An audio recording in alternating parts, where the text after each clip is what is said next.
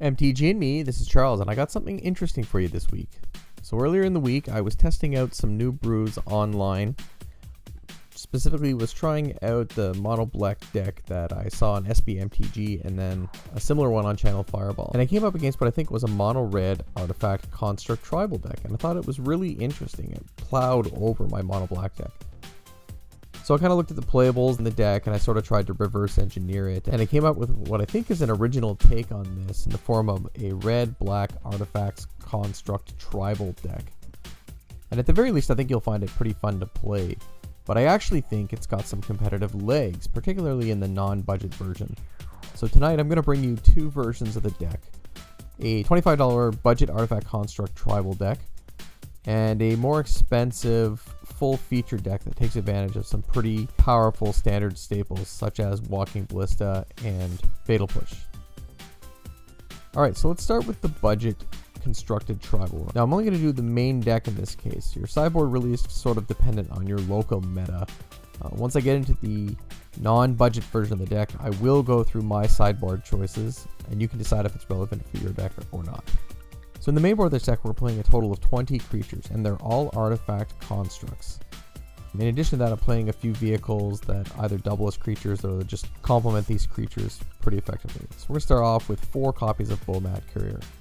As has been seen in the Ramanap Red deck over the last few months, Bomat Courier really is a staple card. I mean, in these kind of decks, it's kind of essential to be able to refill your hand a little bit later in the game. And if you're able to land some of these guys on turn 1, 2, 3, that little bit of damage they're throwing in, it kind of adds up over time. So next up, we're going to play 4 copies of Scrap Heap Scrounger. So this guy is the second most expensive card in the deck at about $1 a piece, or value for mana cost just can't be beat on Scrap Heap. He's a 3/2 for 2.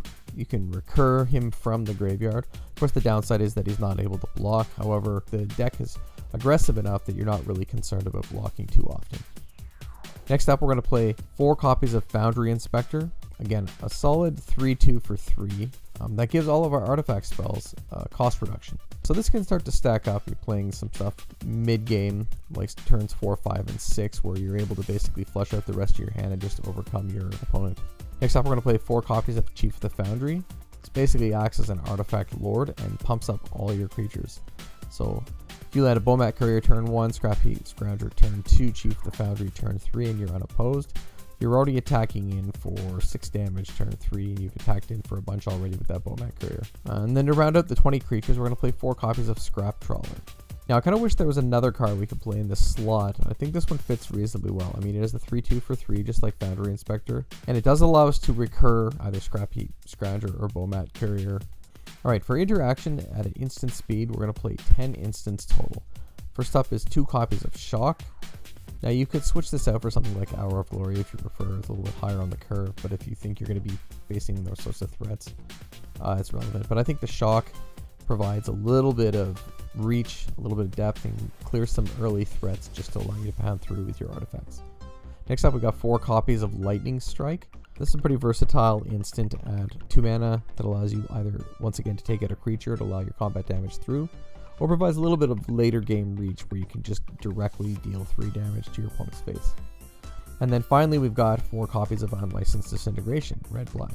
I think in this deck, this is really kind of premium creature removal, because in most cases, not only are you removing the creature, but you're also dealing 3 damage right to face. These instants as a basket, as a pocket, really just provide the deck with that extra little bit of reach for if you stall out a board state. Now, to complement the creatures in the budget build, we're going to be playing 4 copies of Fleet Wheel Cruiser.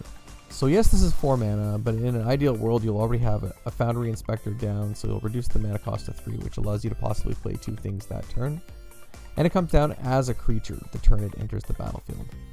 This can force some favorable blocks where they're forced to trade off and not take the damage from Fleet Wheel Cruiser, which is actually not that bad. I mean, it leaves your other creatures on the board to attack later. And it also provides a fairly low crew cost. Basically, everything you have in the deck at this point can crew up Fleet Wheel Cruiser for later turns to attack. And the trample is definitely relevant. Then we have 4 copies of Untethered Express. Now, I never thought this was going to be a constructed playable card, but again, in this deck, with a crew cost of 1, even if you put this out mid-game and they've been able to address a bunch of your threats, Something as small as a Bomat Courier can crew up this Untethered Express and get in for 3, 4, 5 damage, and that trample really is relevant. This guy gets bigger and bigger as he goes if he sticks around. So for the mana base, we're going to play a total of 12 colorless lands. And I think we can do this for 2 reasons. 1, because we're primarily playing colorless spells in the deck, but 2, because of some of the deserts that tap for both colorless and colored mana. And the flexibility they add to the deck is essential. So we're going to play 4 copies of If Near Dead lands. In the mid to late game, you can actually sacrifice this out to remove a creature on board to get through the last couple points of damage. Then we're also going to play 4 copies of Ramanap Ruins, again for some late game reach. And finally, 4 copies of Sun Scorched Desert. And again, this just provides a little bit of ping damage as we're going. Then in the budget brew, we're going to play 5 mountains and 5 swamps. It is possible that you might want to play more or less mountains or swamps. Possibility is just to play some tap lands, although I think I would avoid that because the deck really wants to get in and hit hard and hit fast early. However, once we get to the non-budget deck, I mean, things turn around a little bit, and this is where the whole concept of the Construct Tribal deck actually shines. Alright, so in the non-budget Construct Tribal, we actually up the creature count to 26. We drop a little bit of interaction, and we change the vehicle build. So we're going to play the same number of Bomat Couriers, Scrap Heap Scroungers, Chiefs of the Foundry, and Foundry Inspectors. That's the skeleton of the deck. We are going to go down to 2 Scrap Trawlers, but that's because we've substituted in some other valuable creature cards. So in this version of the deck, we're going to be playing 4 copies of Walking Ballista. It can provide an ability to crew a vehicle, but it also adds a little bit of extra reach and creature removal. So though we've gone down to 9 total instants, the addition of 4 Walking Ballistas means that we're able to just ping off creatures as required. It synergizes extremely well with the 4 copies of Metallic Mimic that we're playing in the deck. Of course, naming Construct as the creature type. So if you think of a typical playout with a turn 3 Foundry Inspector, you can hit turn 4, play something, and still play a Walking Ballista for X1. With Metallic Mimic, you get 2 counters on it. Heck, you can even play a Walking Ballista X0 and get a Walking Ballista with 1 counter on it that can be used for that last bit of reach or to remove a pesky creature. For the instance, we're still playing 4 copies of Unlicensed Disintegration and 2 copies of Lightning Strike. But instead of Shock, we're going to play 3 copies of Fatal Push. Once again, I'm open to considering 4 copies of Fatal Push as being the appropriate number of cards for this non-budget deck. However, I found 3 seems to be sufficient in clearing the early game threats and allowing you to get in for your damage. Our vehicle build is going to change completely, however, and in this deck we're playing 3 copies of Heart of Kieran. As a legendary artifact vehicle, we don't really want to be playing 4 total copies. However, I think 3 is the right number so that we can get that Heart of Kieran out fairly early in the game. So instead of playing 4 copies of Sunscorched Desert, we're actually going to play 4 copies of Canyon Slough and 4 copies of Dragon Skull Summit. We've gone down to 3 mountains and 3 swamp, and with the 4 Ifnir Dreadlands and 4 Ramanap Ruins, I think the land build is actually quite reasonable.